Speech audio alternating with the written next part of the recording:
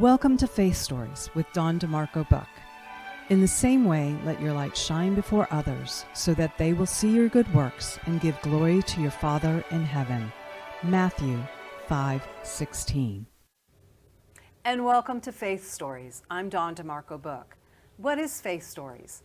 Faith Stories is people from all walks of life, Christians from all walks of life, who share their stories of faith, hope, and love. And my prayer is that you would come to know the Lord through these stories, but also get to know Him through His Word. So if you need a Bible, please email me at that's my old email. New email is faithstorieswithdawn@gmail.com. Okay, Stacy Herring's book. Stacy was passed away in September of 2024. I encourage you to go check out her book. You can get it on Amazon or Barnes & Noble, and it'll help her family. She has 2 teenage daughters and a husband, and it would help them tremendously and it's a really, really good book, you guys. It's about a young teenage girl who got in a fight with her mom, ran away from home, and got picked up in child trafficking, and it's a great page turner, and it's definitely worth a good read. All right, you guys, we're gonna go for a quick break, and we'll be right back. Broughton Garage Door Sales now offers you a difference with the LiftMaster Secure View Ultra Quiet Smart Opener with camera, LED 360-degree lighting, and battery backup. Built-in camera adds video and two-way audio communication to the MyQ app. You can control, secure, and monitor your garage anytime, anywhere from your smartphone. Schedule today at Broughton.com. Just simply call Broughton. We open doors for you. Tavilla Properties, located at 11471 West Sample Road, Suite 17, located in Coral Springs, Florida, for all your commercial needs. Call Jan at 954-341-1632. That's 954-341-1632, or visit www.tavillaproperties.com. Welcome back to Faith Stories. If you have any prayer requests, please email me at faithstorieswithdawn@gmail.com. That's faithstorieswithdawn@gmail.com. Okay, welcome back. I had a little snort there before we came on air. I want to introduce my guest today is Mark Adduci. And this is the first time we met, but we spoke on the phone, and Mark was diagnosed with a rare form of, it's osteoarthritis. Called osteoarthritis at the age of 8. So he's going to share his story and how God impacted his life. So Mark, Dawn, thank you. You're welcome. Thank you for being here. Absolutely. Thank you so much. It's already been fun. We haven't done it yet. So. Yeah, we were laughing before we got on the air, but yes. That last one made me snort, so that was a good one. Thank you. So my story really begins, a long time ago. I was, going back to being a child from early on. Mm-hmm. I was one of those kids that cried all the time. Did you really? And people just, when a kid cries, what do you think? Oh God, just shut him up. But at the age of 8, I was diagnosed with multiple epiphyseal dysplasia, which I'm is glad you said that, because there was no way I was saying that. Which is a progressive form of osteoarthritis that basically just tears down the joints. So that must have been extremely painful. It's one of those things when people always ask, are you in pain? And I'm like, well, it's all relative. I've had pain since I was 5.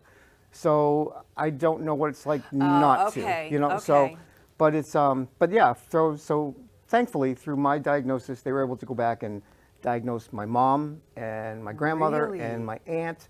So it's a congenital, it's a congenital disease. I don't know if it still is. At one time it was on like the 10 rarest disease list. Really? But so because of it, I've had multiple hip surgeries. So my story, as far as begins, really, so I grew up grew up Catholic. Grew up. See, it's that Italian thing, and yeah. we always are raised Catholic, and then we either stay Catholic or we go in another direction. Yeah, and right? my family still is all Catholic, you know. But I went and married a Southern Baptist girl. Oh, so, my word! They must have loved that. Yeah. So this has nothing to do with our situation here, but when the priest got up to speak at our wedding, the wind howled outside, and they swore that it was Satan entering the building. Oh my God! Really? So That's great. Yeah. So I gradually left the dark side, and so we go to a denominational church and love it, but so at the age of 37, I had a bilateral hip replacement. I had both my hips replaced at the same time. And how do you recover from that, though? Surprisingly, fairly easily. Really? I mean, I never, going into it, I thought, how the heck? But right. yeah, I had a great physician, and it was a fairly easy. It was, considering looking back at it, at the time certainly it wasn't, but. And then hindsight, yeah. Yeah. Oh, it was a piece of cake.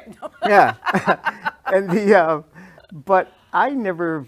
So I've had 8 total hip replacements. I've had 3 on the right side's fine, 5 on the left. My body rejected every replacement they ever put in my left side until finally I ended up with a massive bone infection, and they ended up removing everything from my left side. So if I start to slouch, it's I'm not being lazy. I have no hip on the left side, and it tries to make me slouch a little bit sometimes. Yeah, but but through anesthesia affects everybody differently, Absolutely. And for me, every time I went under anesthesia, I came out of it, and I'd go through a bout of depression for a while, and then I'd be fine. But after one of the surgeries, I think it must have been 2003, I just went into a dark place, and I couldn't figure out how to get out of it. But for whatever reason, God takes us to places that we don't see the reason for it at the time. No, and that's so true. Yeah, and I think one of the reasons I've been through everything, which is again totally separate, as you know, I'm a chiropractic physician, so I'm able to empathize with my patients, which I love. I understand why they're in pain and how they feel, and so that part of it is great. But through this depression, I started journaling. So just to write my thoughts down, and I found that as I wrote things down, I was able to sort of just get rid of them. And the more that is so true, Mark. Because when I'm in whether I'm in a good place or a bad place, and you write it down, it's like you release it, and God takes it from you. He does, right? absolutely, yes, for sure. And through that journey, I've always been an avid reader. My mother was an amazing writer. She was a great poet, and anything with the written word, she just ate up. And so through this journaling. It's one of those things where, characters came to mind. I just started to write down different things about characters. Now, had you ever done that before? Or No. This was something after that last surgery? That you was went something into after depression, that. Yeah. It was, and you were a man of faith anyway, yes, correct? I was. So as a result of this darkness that you walked through, God revealed to you a gift. Yeah. So it's amazing how different aspects of your life kind of they coalesce into something greater, right? Or that something. You don't realize. Oh, hello. So so it's funny because before the surgery, and for whatever reason, because I've never been. I wish I could tell you differently, but I've never been a person that studied scripture, right? But before this surgery, I just really started to study the book of Genesis, and then the surgery happened, and the depression, and the journaling, and again, I just started to write characters down, and then ideas for a plot came into my head, and so, but all of it coalesced into what became my first novel, which was Cursed Blessing, which is a Christian thriller that was. I'm not on camera. Here, you hold it. Oh, there it is. Okay. Cursed Blessing. Yeah. So that Which is amazing, because you said that you had never written before. No, never. That to me is so incredible, and that you just started like after, so let me go back to the Genesis thing. So Yeah. you studied Genesis, which, you know, that's like the lineage, right? Right. And then it goes, so how long did you study that before you That's what- started? I don't know. I was probably, studying the book for not maybe 3-4 months. Not a great time, Okay, all but right. but one story always struck with me, and that was Noah's Ark, because in the Bible it talks about the fact that before the flood, and correct me if I'm wrong, but man lived for hundreds of years, Right. and Like like crazy. yeah, and you never heard mentioned disease or Right. pestilence or illness. But after the flood, God mandated that no man will live past 120, and now all of a sudden you see disease and illness and and all of these things come into existence. I blame So, Adam and Eve. Yeah, yeah. So Sorry, I just do. yeah, we can blame everything on Yeah. them. Yeah. So, Had they just listened. I know, But right? I'm sorry, none of us listened Apple to was God. not that good. Right? So, yeah. Exactly. And listening to God, it's funny because he will show you if you have ears to hear, spiritual ears to hear. Yeah. Listen Absolutely. to him. Yeah. Right? Yeah. But we don't. No. A lot of times we just go off on our own path and Right. then it's like, no, that's not what I wanted you to do. Yeah. But Absolutely. anyways, go ahead. Yeah. So it's so it was it was one of those things that honestly it was the hand of God, because like you said, I never wrote before. I never wanted to write. I hated writing in school. Right. I mean, that's and so it was, crazy. yeah. I have the penmanship of a dog. Oh, that's it's, my husband. Can't read his so writing. I can't read my own writing half Yeah, the time. but you're a doctor, so you can get So, away with it. and because of that, I always write since I want to say high school, but I know definitely from college. I've always written with a fountain pen because it Really? forces me to write a little bit neater than I would with any Okay. other writing instrument. So that helps, and that kind of entered the book also. But so what happened is that through all of this, I started drafting a novel. That was How did based you know on. how to draft a novel? Did you I didn't. go I do on nothing. Just honestly, just from everything that I had read. I knew. Okay. I knew what a good book sounded like. Okay.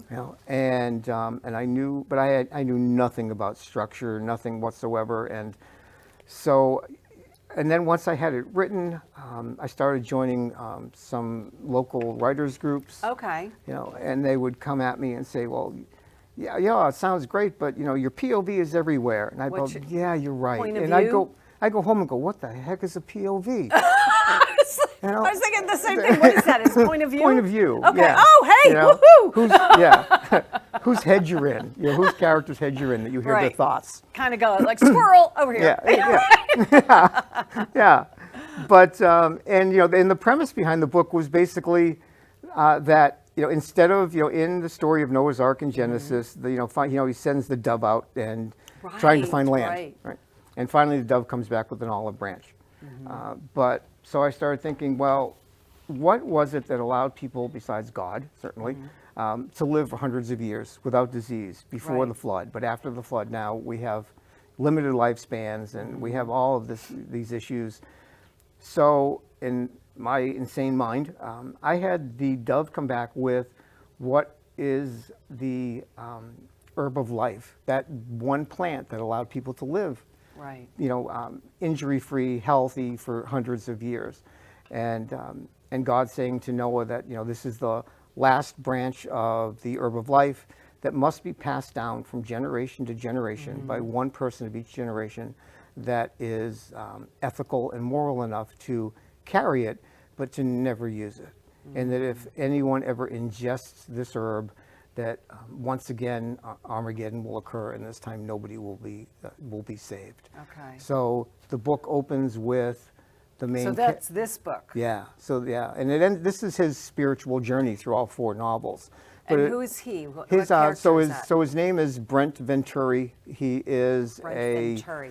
At this point, when you meet him, he is a colonel in the Marines, Okay. and leader of Intense. a black ops group called the Phantom Squad, which is the More actual intense. which is the actually the series name is the Phantom Squad. So it's a black ops. So how did you learn about the writing process? So you have to do a lot of research because you don't know what you don't know, and you don't know anything about black ops, right? Or do you? My father my father was in naval intelligence. Oh, okay. And yeah, I did. Again, we're going to go way off key here, but yeah, I ended up long story, but I'll just cut to the chase. But I ended up in college. At the time, that was I'm going to age myself, but that That's was okay. like the last year of President Carter's. Oh, that's yeah. Yeah. So this and. He was speaking at what then was the Northeastern Nuclear Energy Conference. Okay. And they were looking for bodies to do crowd surveillance and so on. And at that time I belonged to a service organization at the school that was similar to like Skull and Bones at Yale. Oh, okay. Which is not good. So, but yeah, we won't go into that. Without the deception That's a whole and, other and the like intrigue, series. Yeah. But so I was an easy one to pick because I was really easy for them to clear because of my father's your dad. position. Yeah. Okay. Yeah, we had been cleared through the government since we were born because of what he did for a living. Okay. So yeah, so I was chosen. Interesting. And, yeah, we ended up going. The few of us that were chosen, we went to the Secret Service Academy, which is basically in Quantico for 3 months to learn nonverbal language cues more than anything. Okay. And, this is very interesting. yeah, so from that, I ended up working that event and then working with a contractor for a number of years at events throughout anything east of the Mississippi if the president was going to speak. So we would go and You just be part of the crowd. We do and watch. pre-event screening. So Okay. when President-elect Trump was shot during the rally in Pennsylvania, and they blamed it on the fact that there wasn't enough pre-event screening, right? And that spot that from the rooftop should have been covered. Yeah. I mean, hello.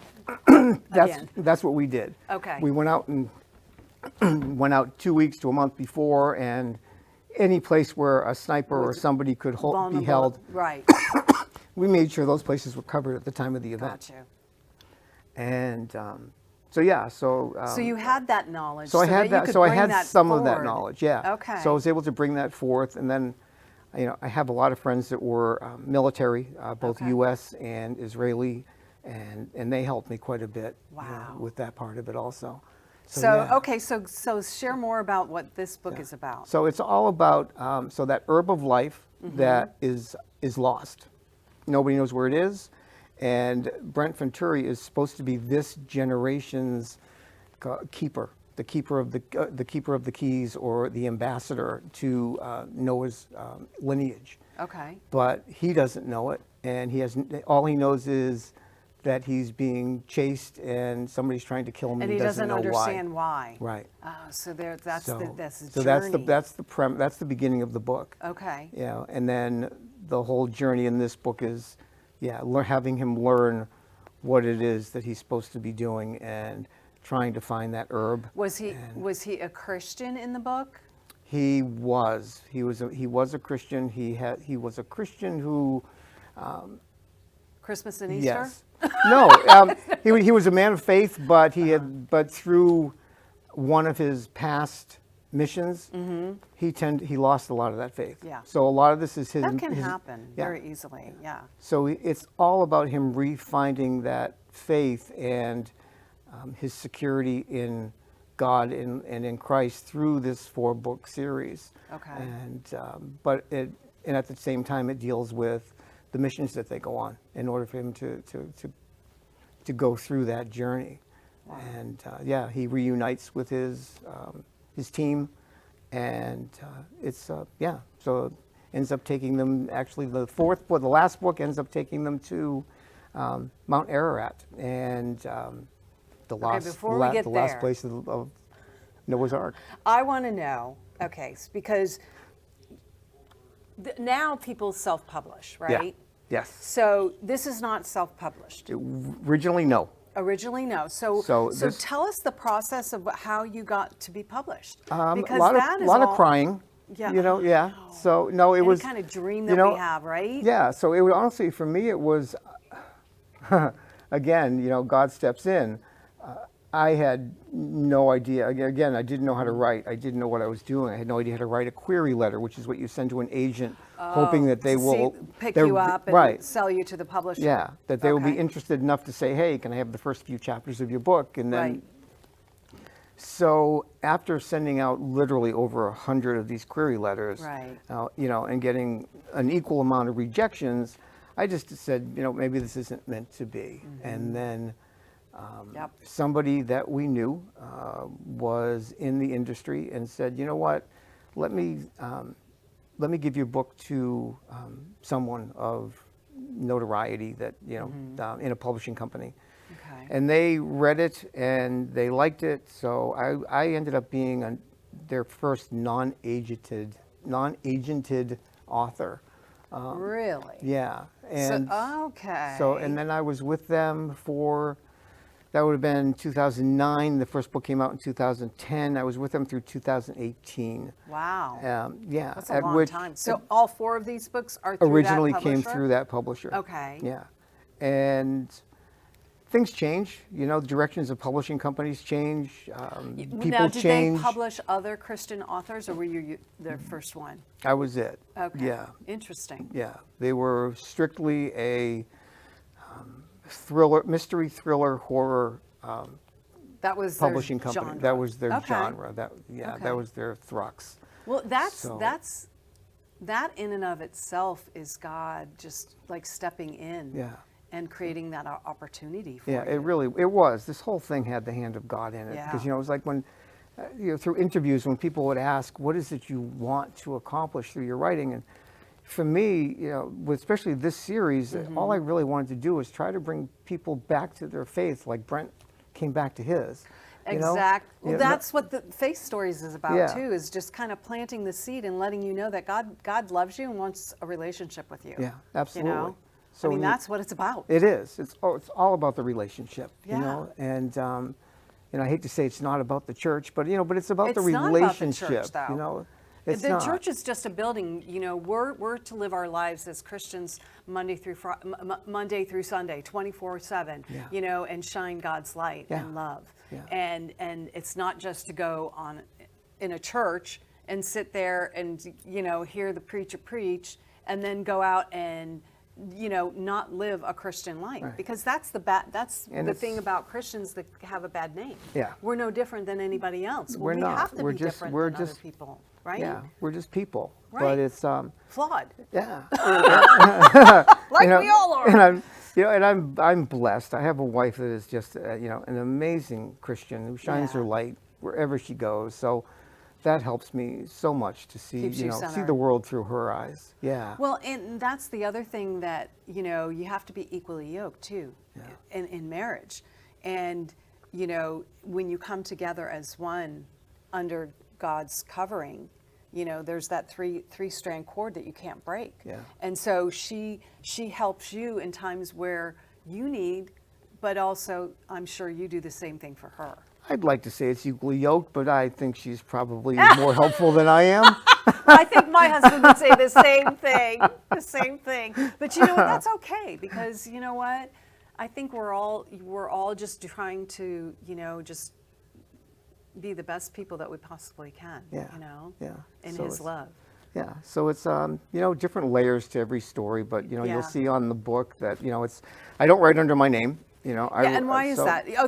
Because this was in honor of your mom, right? So my mom, unfortunately, passed away from pancreatic cancer at the age of thank you, at the age of 66. Oh my gosh, and, she was young. She when she was diagnosed, they again, like pancreatic cancer, they gave her like 6 weeks. Yeah. She lasted 11 months, which was a blessing in itself. Yeah, no kidding. Which God did that so that she could teach my father how to do laundry and cook.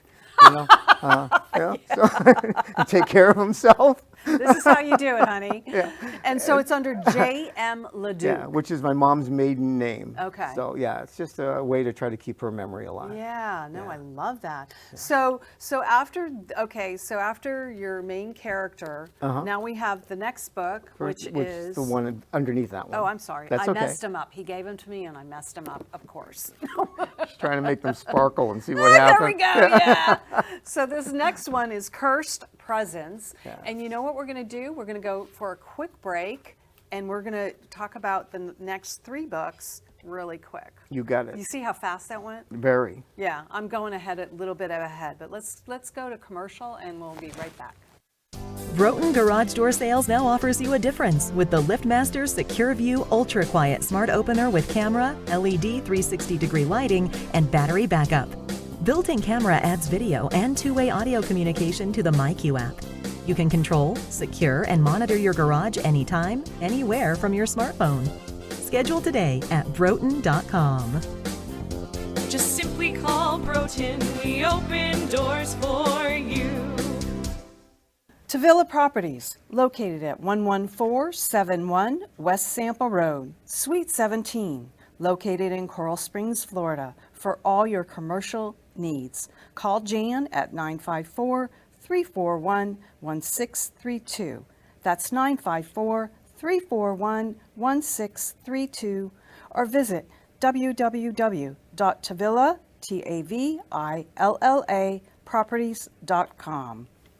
Welcome back to Faith Stories. If you have any prayer requests, please email me at faithstorieswithdawn@gmail.com.